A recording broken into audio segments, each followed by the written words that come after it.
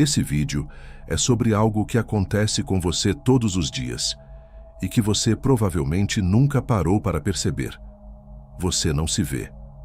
Você vê o que os outros esperam de você. Não é uma crítica, é uma das descobertas mais perturbadoras e libertadoras que a neurociência trouxe sobre a identidade humana. A maior parte do que você chama de personalidade, suas reações, suas opiniões, a forma como você age em cada ambiente, foi construída a partir do olhar do outro, não por escolha, por sobrevivência. E o custo disso é silencioso, mas real. É aquela sensação de cansaço que não tem nome, de viver bem por fora e carregar um peso por dentro que ninguém vê.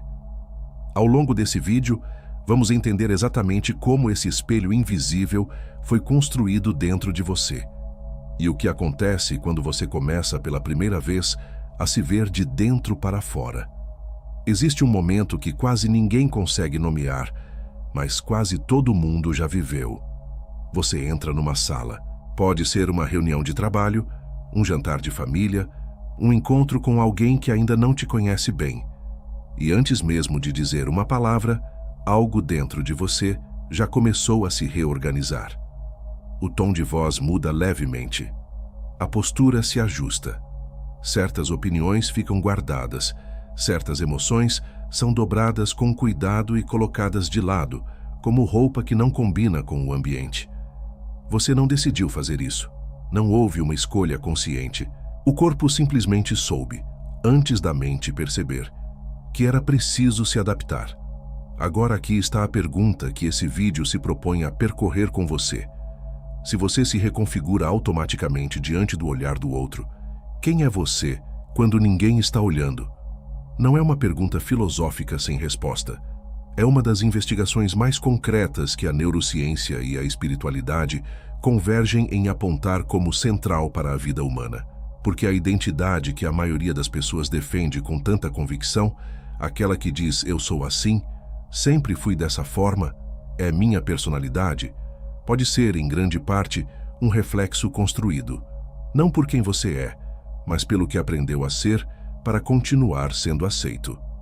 O Dr. Bruce Lipton, biólogo celular cuja pesquisa em epigenética transformou a forma como entendemos o comportamento humano, descreve algo que vai muito além da biologia.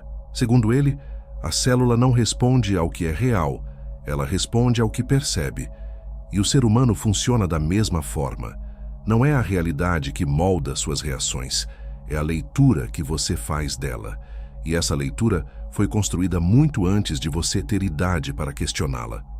Joe Dispenza complementa essa visão com algo igualmente perturbador e libertador ao mesmo tempo.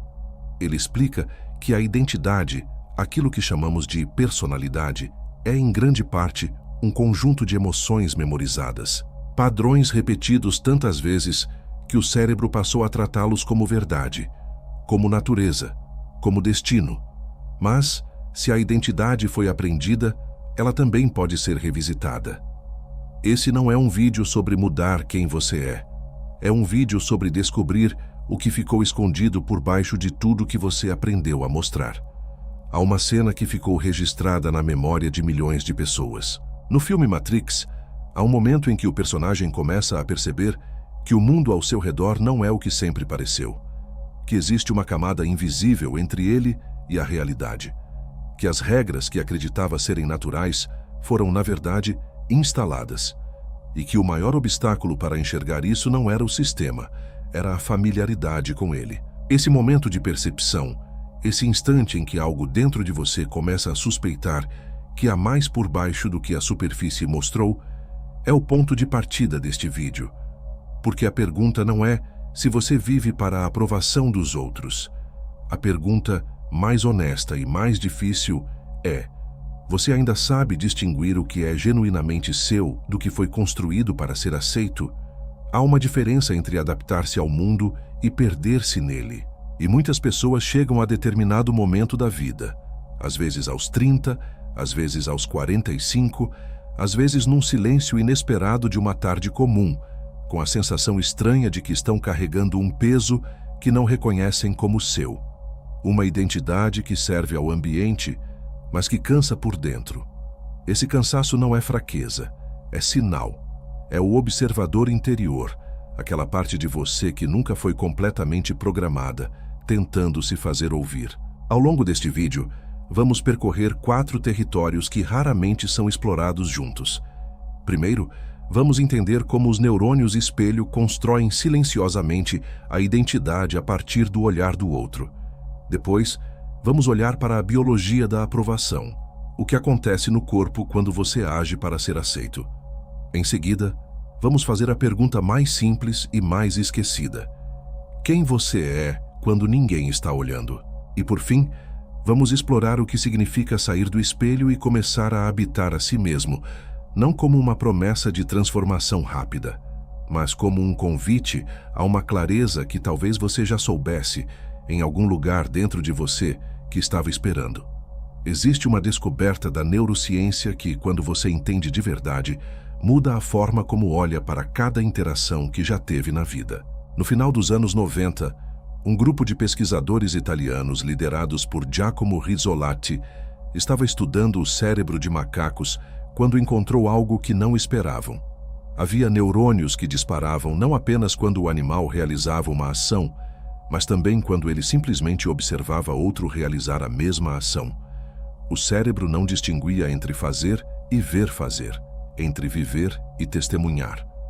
Esses neurônios foram chamados de neurônios espelho, e eles existem em você. Mas o que a ciência descobriu vai muito além da imitação de movimentos.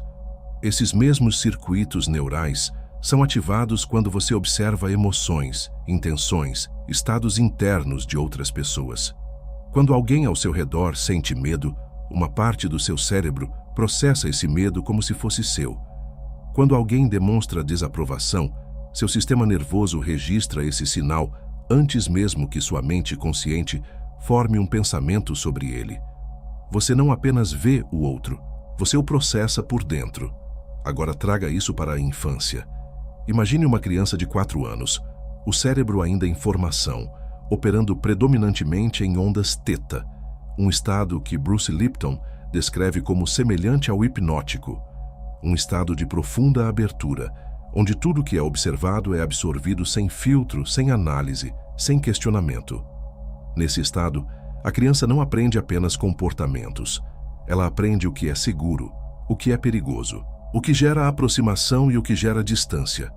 Ela aprende, através dos neurônios espelho, o que o rosto da mãe comunica quando ela age de determinada forma, o que o tom de voz do pai revela quando ela expressa certas emoções, o que acontece no ambiente quando ela é exatamente quem é, e o que acontece quando ela se ajusta.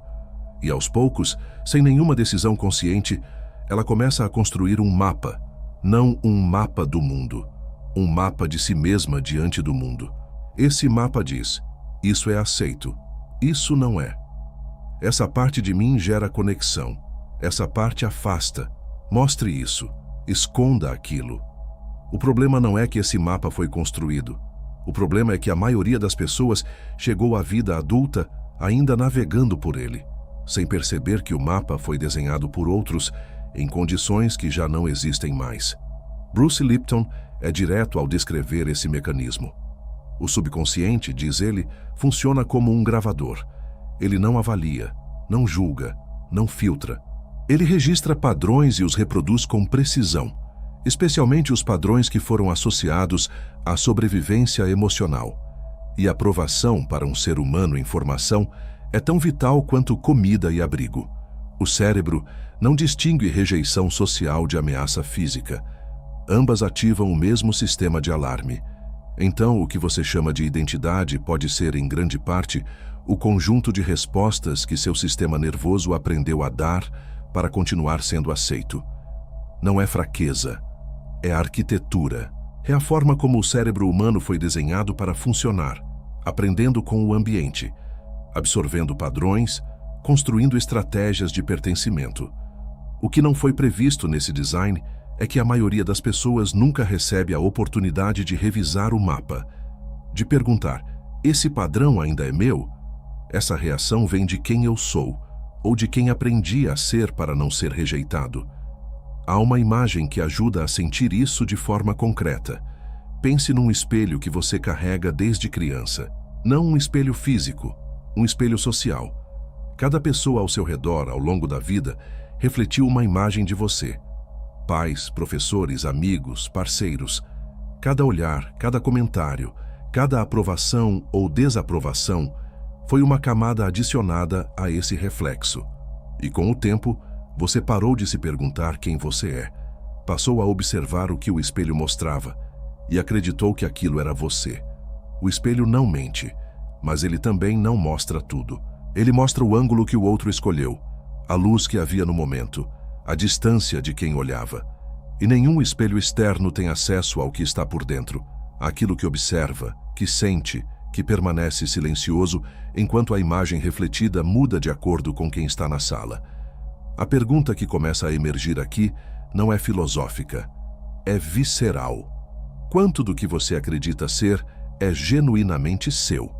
E quanto foi construído para caber no reflexo que os outros esperavam ver? Essa pergunta não exige resposta imediata. Ela exige honestidade. E honestidade, nesse território, começa não com julgamento, mas com observação. Há algo que o corpo sabe antes da mente admitir. Você já percebeu como certas situações sociais deixam um rastro físico? Uma reunião onde você precisou segurar uma opinião, um encontro onde sorriu quando não queria, uma conversa onde concordou com algo que, por dentro, soava errado. E depois, horas mais tarde, aquela sensação difusa de cansaço. Não o cansaço de quem trabalhou muito, mas o cansaço de quem sustentou algo pesado por tempo demais. Esse cansaço tem uma explicação biológica precisa. Quando o sistema nervoso percebe a possibilidade de rejeição social, ele ativa os mesmos circuitos que ativa diante de uma ameaça física. Não metaforicamente, literalmente. Pesquisas em neurociência mostram que a dor da exclusão social ativa as mesmas regiões cerebrais que processam dor física. O cérebro não tem um departamento separado para rejeição emocional. Ele usa o mesmo sistema de alarme. Isso significa que viver em estado constante de busca por aprovação é, biologicamente, viver em estado constante de alerta. Bruce Lipton descreve esse mecanismo com uma clareza que desarma qualquer justificativa. Quando o ambiente é percebido como ameaça e a desaprovação do outro é percebida como ameaça, o corpo entra em modo de proteção. Os recursos são redirecionados. A energia que deveria alimentar crescimento, criação e expansão é consumida pela manutenção do alerta. A célula em modo de defesa não cresce. O ser humano em modo de aprovação não floresce, ele sobrevive. E aqui está o paradoxo silencioso que poucos percebem. Quanto mais você busca a aprovação, menos energia sobra para ser quem você genuinamente é. O próprio esforço de ser aceito consome os recursos que tornariam você autêntico. É como tentar encher um copo enquanto o fundo escoa. O movimento é constante, mas o resultado nunca é completo. A dopamina entra nessa história de forma ainda mais sutil. Quando você recebe aprovação, um elogio, um olhar de reconhecimento, uma concordância entusiasmada, o cérebro libera dopamina, a mesma substância associada ao prazer, à recompensa, à motivação. E o cérebro é um sistema que aprende pelo reforço. Ele registra: essa ação gerou recompensa. Repita. Com o tempo, a busca por aprovação deixa de ser uma estratégia consciente e passa a ser um impulso automático. O cérebro não pergunta se aquela aprovação é verdadeira, se vem de alguém cujo julgamento importa, se o custo de obtê-la é proporcional ao que ela oferece. Ele simplesmente registra o padrão, busca aprovação, recompensa e o reproduz. Joe Dispenza explica que quando um padrão emocional é repetido com frequência suficiente, ele se torna parte da identidade, não apenas um comportamento, mas uma forma de ser. E a identidade condicionada à aprovação externa desenvolve uma característica específica e dolorosa. Ela perde a capacidade de se sentir inteira quando ninguém está olhando. Pense nisso por um momento. Há pessoas que conseguem descansar de verdade apenas quando estão sendo vistas, que sentem um vazio estranho nos momentos de silêncio, quando não há ninguém para confirmar que estão no caminho certo, que medem o valor de uma conquista pela reação dos outros. E quando a reação não vem, a conquista perde o sabor. Esse não é um defeito de caráter, é um padrão neurológico instalado. É o resultado de anos de um sistema nervoso que aprendeu que o valor pessoal é uma variável externa, algo que existe fora, que precisa ser conquistado, que pode ser retirado. Mas existe algo nessa biologia que também aponta para a saída. Se o cérebro aprende pelo reforço, ele também pode reaprender. Se a identidade foi construída por padrões repetidos, ela pode ser reorganizada por padrões diferentes. Não através de força de vontade, mas através de algo que a neurociência descreve com precisão crescente: a mudança do estado interno antes da mudança do comportamento externo. Greg Braden fala sobre coerência, o estado em que o coração e a mente operam em sincronia, gerando um campo interno estável que não depende de validação externa para se sustentar. Quando esse estado é cultivado, algo interessante acontece no sistema nervoso. O alerta diminui. A necessidade de aprovação perde urgência, não porque o outro deixa de importar, mas porque o centro de gravidade muda de lugar, de fora para dentro. Há uma metáfora simples que ajuda a visualizar essa transição. Imagine uma bússola. Enquanto está próxima de um campo magnético externo forte, ela aponta para aquele campo, não para o norte verdadeiro. Ela responde ao ambiente, não à sua própria orientação. Mas quando o campo externo se afasta, a bússola encontra novamente o próprio eixo. O ser humano condicionado à aprovação funciona como essa bússola sob influência externa. Ele aponta para onde o campo social indica, ajustando opiniões, emoções, expressões, escolhas. E enquanto está nesse campo, acredita que está seguindo sua própria direção. A pergunta que esse tópico deixa não é sobre culpa, é sobre reconhecimento. Em quais ambientes você sente que a bússola interna perde o norte? Em quais situações o corpo entra em alerta antes mesmo que você decida como agir? Em quais relações você sai mais cansado do que entrou, não pelo tempo investido, mas pelo que precisou suprimir para permanecer? Essas perguntas não exigem resposta em voz alta, mas exigem honestidade silenciosa, porque o primeiro movimento em direção à liberdade não é mudar o comportamento, é reconhecer o padrão que o gerou. Há uma pergunta que a maioria das pessoas evita, não porque seja difícil de responder, mas porque é difícil de encarar. Quem você é quando ninguém está olhando?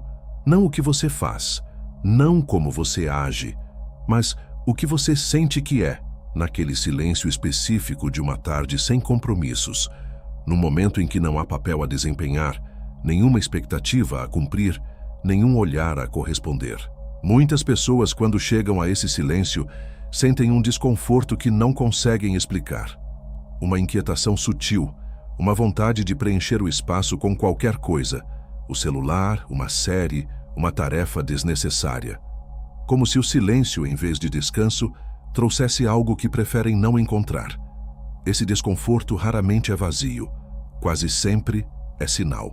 É o momento em que o espelho social some, e o que resta é uma pergunta sem resposta fácil, sem o reflexo dos outros: o que sobra de você? Neville Goddard, um dos pensadores mais profundos sobre a natureza da identidade e da consciência, dizia algo que parece simples, mas carrega um peso imenso. Ele afirmava que o estado de ser é mais fundamental do que qualquer ação. Não o que você faz, mas o que você sente que é. No silêncio, na ausência de plateia, no espaço entre um papel e outro, esse é o terreno real da identidade. E aqui está onde a maioria das pessoas encontra uma dissonância silenciosa. O que sentem que são quando estão sozinhas raramente corresponde ao que mostram quando estão com outros. Não porque sejam desonestas, mas porque ao longo de anos de ajuste, de adaptação, de espelhamento social, foi-se criando uma distância entre o self que performa e o self que observa. O self que performa sabe exatamente o que dizer em cada ambiente. Conhece os códigos sociais, ajusta o tom, administra a impressão. É competente, muitas vezes até admirado, mas carrega um cansaço específico, o cansaço de quem sustenta uma versão de si mesmo que exige energia constante para ser mantida.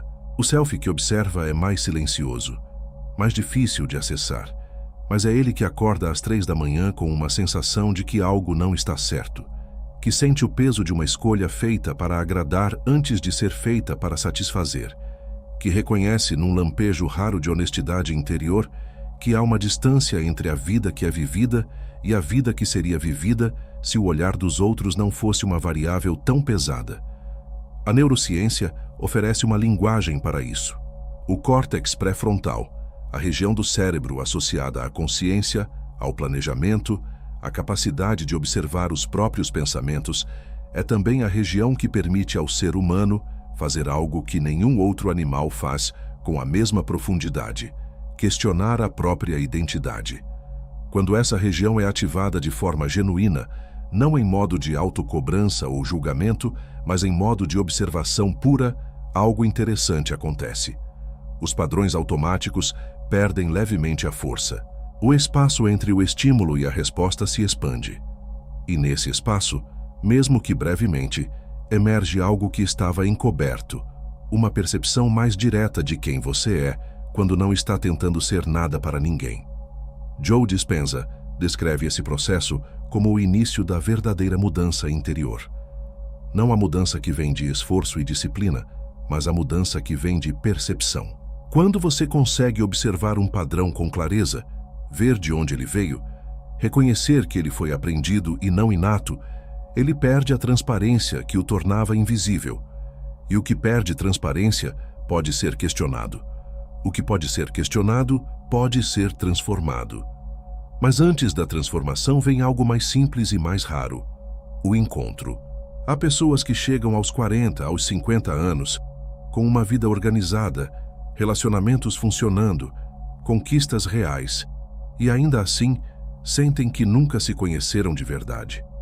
Que passaram décadas construindo uma versão de si mesmas para o mundo e esqueceram de perguntar se gostavam dessa versão, se ela representava algo genuíno, se havia, por baixo de tudo que foi construído para ser aceito, algo que ainda esperava ser reconhecido. Esse esquecimento não é culpa. É o resultado natural de um sistema que recompensa a performance e raramente celebra a autenticidade. Mas há momentos, e quem já os viveu sabe do que se fala, em que algo atravessa a armadura da performance e toca diretamente o que está por baixo. Pode ser uma música ouvida numa noite quieta, uma conversa que chega mais fundo do que o esperado, um momento de solidão que, em vez de vazio, traz uma clareza estranha e quase insuportável de presença. Nesses momentos, o self que observa se aproxima da superfície. E o que ele traz não é julgamento, é reconhecimento, como se dissesse, silenciosamente: eu ainda estou aqui. Por baixo de tudo que você aprendeu a mostrar, por baixo de tudo que ajustou, adaptou, escondeu. Eu ainda estou aqui.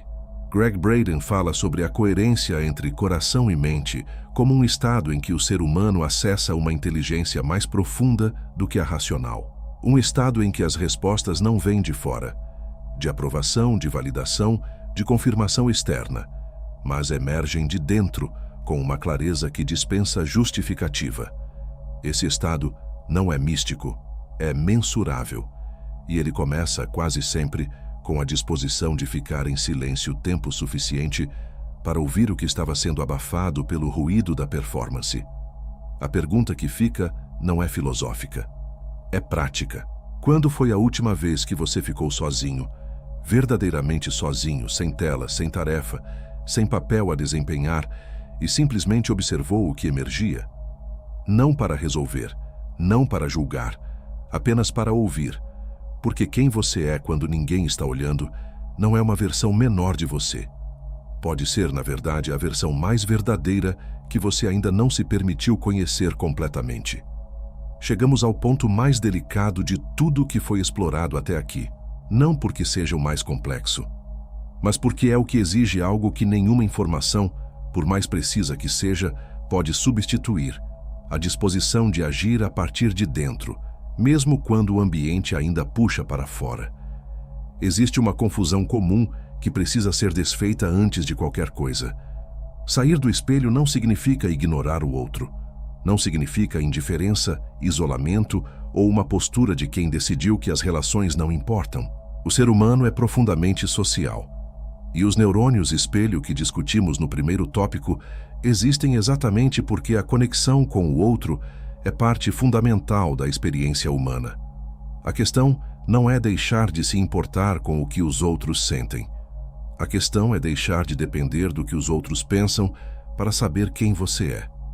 Essa distinção parece sutil, mas na prática ela muda tudo. Quando o centro de gravidade está fora, quando a identidade depende do reflexo externo para se sentir inteira, qualquer variação no ambiente vira ameaça.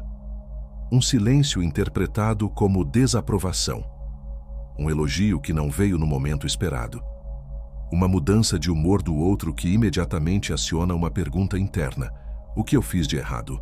Quando o centro de gravidade está dentro, quando há um senso de self que não precisa de confirmação externa para existir, o ambiente continua sendo percebido, as relações continuam importando, mas elas deixam de ser a fonte primária de identidade.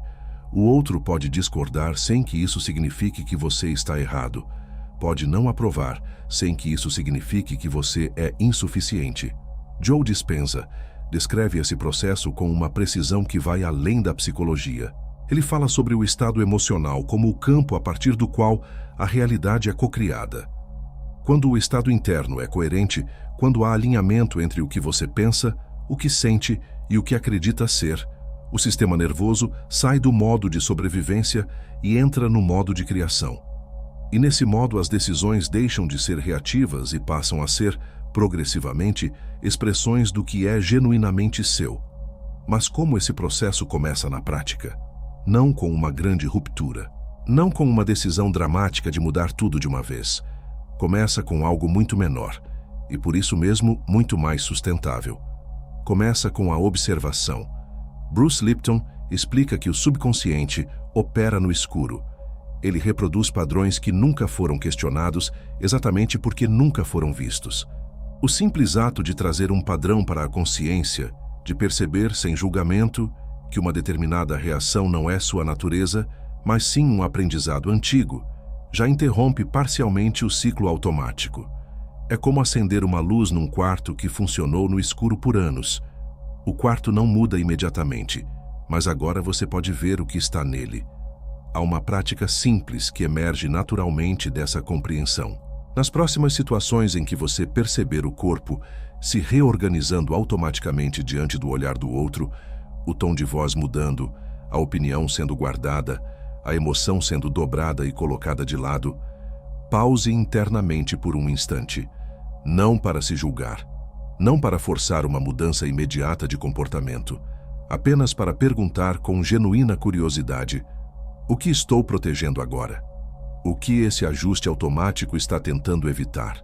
Essa pergunta, feita com honestidade e sem pressa de resposta, começa a criar o espaço que Joe Dispenza descreve como o intervalo entre o estímulo e a resposta. Um espaço pequeno no início, quase imperceptível, mas que, com o tempo, se expande o suficiente para que uma escolha consciente possa emergir onde antes havia apenas reação automática. Neville Goddard dizia que a transformação real não começa quando você muda o que faz. Começa quando você muda o que assume ser.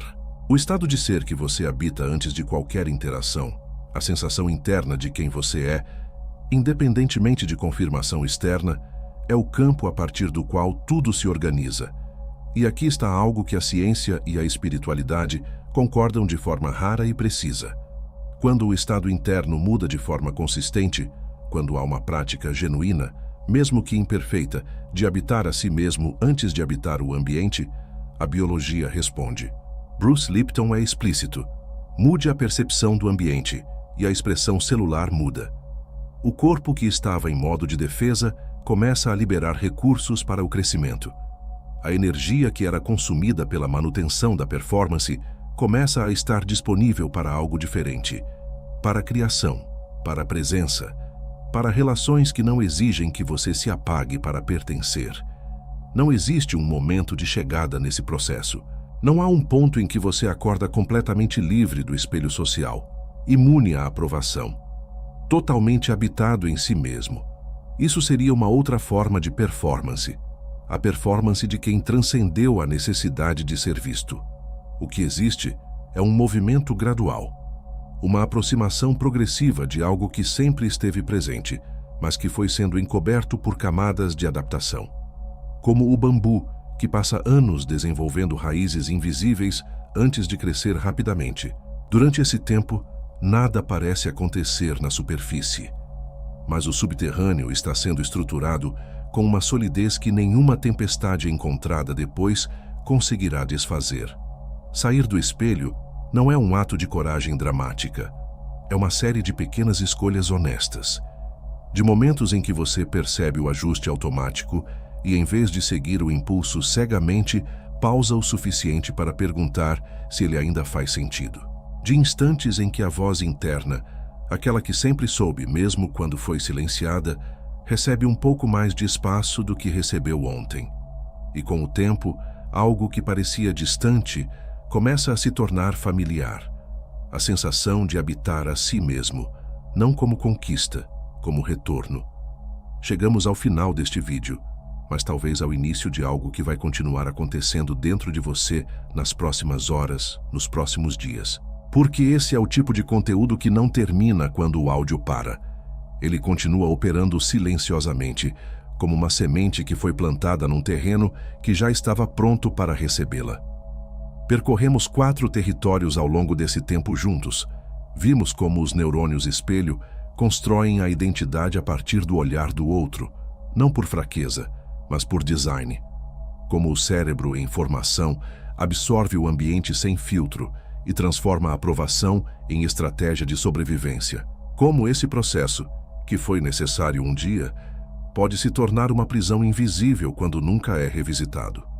Vimos a biologia da aprovação, o que acontece no corpo quando você age para ser aceito, o custo energético do alerta constante e como a dopamina pode transformar a busca por validação num padrão tão automático quanto a respiração. Vimos a pergunta mais simples e mais esquecida: quem você é quando ninguém está olhando? E o que emerge quando o silêncio é sustentado tempo suficiente para que o self que observa se aproxime da superfície. E vimos que sair do espelho não é uma ruptura, é um retorno. Um movimento gradual em direção a algo que sempre esteve presente, esperando o momento em que você tivesse espaço interno suficiente para reconhecê-lo. Mas há algo que precisa ser dito com clareza antes de encerrar. Esse processo não é linear. Haverá dias em que o espelho social voltará a ter força total, em que o corpo se reorganizará automaticamente antes da mente perceber, em que a aprovação externa parecerá mais urgente do que qualquer clareza interior. Esses dias não são fracasso, são parte do caminho.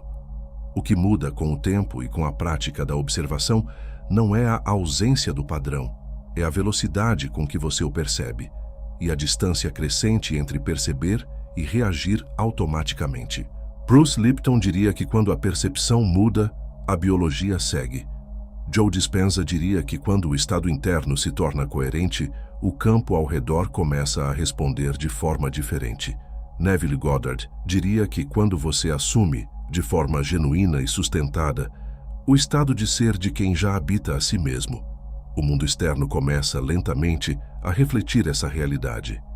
Não como magia, como consequência natural de uma mudança que começou no único lugar onde toda mudança real sempre começa. Por dentro. Há uma pergunta com que quero deixar você, não para ser respondida agora, para ser carregada com cuidado, como se carrega algo frágil e precioso. Se você soubesse com absoluta certeza que seria aceito exatamente como é, sem ajustes, sem performance, sem a versão editada que aprendeu a apresentar, quem você permitiria ser? Essa pergunta não tem resposta certa, mas tem uma direção. E essa direção, quando seguida com honestidade, leva a um lugar que talvez você já conheça, mas que faz tempo não visita. O lugar onde você é simplesmente você, antes dos espelhos, antes das expectativas, antes de tudo o que foi aprendido sobre quem você precisava ser para pertencer. Esse lugar não foi destruído. Apenas ficou em silêncio por um tempo. E silêncio, como aprendemos hoje, pode ser o começo de tudo. Se esse vídeo tocou algo em você, deixa aqui nos comentários uma palavra, só uma, que descreve o que você sentiu. E se você ainda não está inscrito neste canal, esse é o momento. Cada vídeo aqui é construído para ir mais fundo do que o anterior. Existe um padrão que está por baixo de tudo que exploramos hoje. Não é sobre o que os outros esperam de você, é sobre o que você espera de si mesmo. E há algo que o seu cérebro faz, silenciosamente, para impedir que você alcance exatamente o que mais deseja. No próximo vídeo, vamos explorar por que você sabota quando está mais perto do que nunca. Se esse tema faz sentido para você, o vídeo está aqui.